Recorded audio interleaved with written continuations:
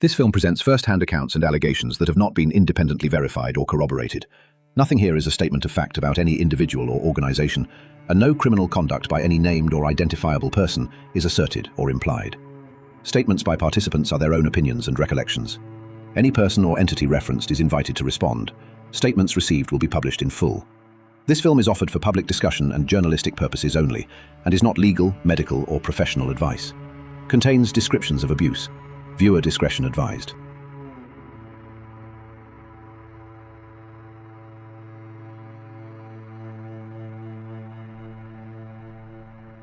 Many of us were shocked as we found out that buried within the Epstein files are allegations darker than sex trafficking, accounts of ritualistic abuse, cannibalism, even human sacrifice. As hard as these stories are to grapple with, you may be shocked to find that long before today's revelations, America had already lived through another period of extraordinary abuse allegations. In the 1980s, reports of what became known as satanic ritual abuse began appearing across the country, claims involving organized abuse, secret groups, and elaborate rituals. Utah became one of the places where those reports took particularly deep root, and these weren't merely rumors circulating on the street. By 1990, LDS General Authority Glenn Pace wrote that he had personally met with 60 people reporting ritualistic abuse. The allegations became serious enough that Utah later committed $250,000 to a state investigation. Mind you, these investigations were over 40 years ago. However, the stories and accounts continue. Let me introduce you to the Petersen twins.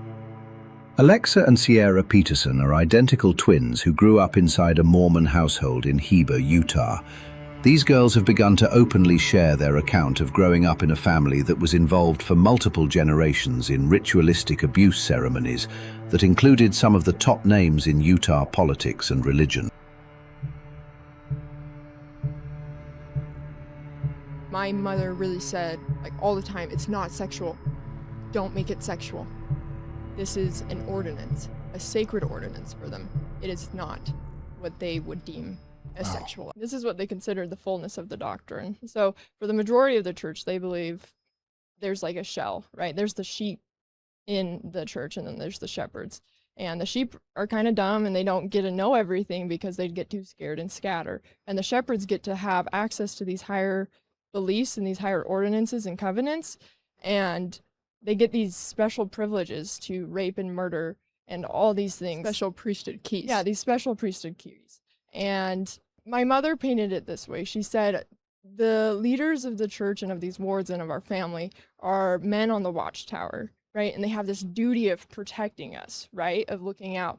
But because they're on the watchtower, it also means that they are being hounded by Satan. That the devils that are going to affect the people that they're leading is going to affect them first. And so it's like this battlefield, and little girls were treated like these little nurses, and that we had this special ability and this duty and this higher calling. Like we were treated like special little girls, where it was our God-given right and duty to go and serve. I'm going to get a little graphic, but I really want people to hold in there and listen to this because this is really important. They see a penis as a key, and they see a vagina as a gateway. They see the womb as like access to godly power. And so they have angles, they have ways to penetrate that mean different things in different ordinances, right? It goes back to this, what is this position? What is this? What do you do here? It is very similar to the veil at the temple. They would drape a veil, usually, not always, over our lower half. And the man is then given the keys from my father, because my father has the keys and the responsibilities over me, right? So he's your handler, correct? Yes. And, well, and he's my father. Like, he has priesthood keys over me that he can give to other men to access the power that I hold. And You don't hold. I don't hold. You don't hold. Sorry. You are simply a gateway. Yes. It's just a way for them to commune with Jesus through us, through this experience, that they're accessing the healing power of Jesus through this almost like portal because this is where life comes through. So it's like where the veil is thin, right? Because they believe the closest experience they can have to Godhood is an orgasm. Yeah. From what I understand. Yeah. And so they have that experience with God through raping you. And there's different ways to rape me, right? Men who have sinned can rape. Usually they would sodomize me because that was seen as like the trash can for sin. And righteous men that had the ability to orgasm without ejaculation could go into my vagina. And that's where they could commune and receive like power and healing from God. I was purely just a vessel. And so we were taken in this room as with our siblings, forced to witness a flood atonement of this showroom.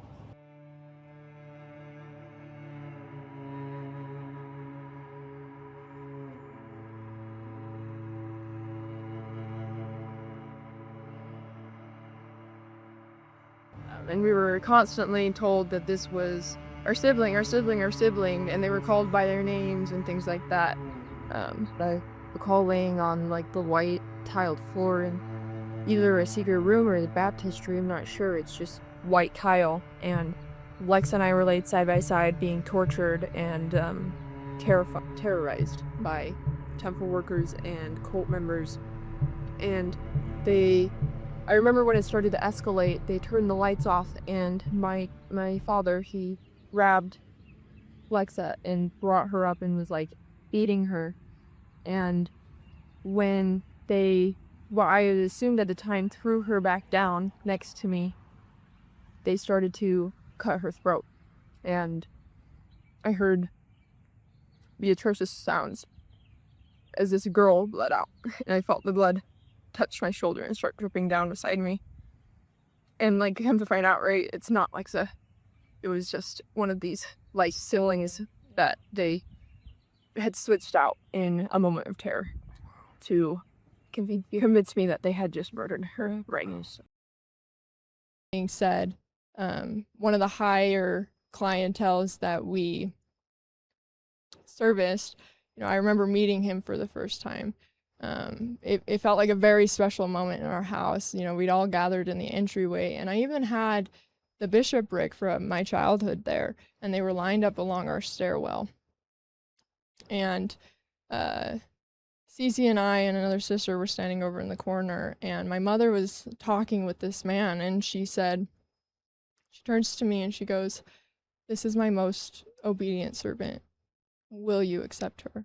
Right? And he's like, most obedient. We'll see about that. Right? He calls me forward towards him, and he commands me to kneel. Right? And I have all the respect for this man. And so I kneel, and he tells me to open my mouth, and he sticks his thumb into my mouth, and he presses down onto my tongue, and he tells me to bite him as hard as I can. And I try, but I'm a sensitive person. I don't really want to hurt somebody. And he says harder, harder. And so I keep biting down harder and harder until he's got it where he wants it. Right? And then he stops there with his thumb in my mouth. And he looks up at all of these men in leadership positions, my father, my mother, these wives.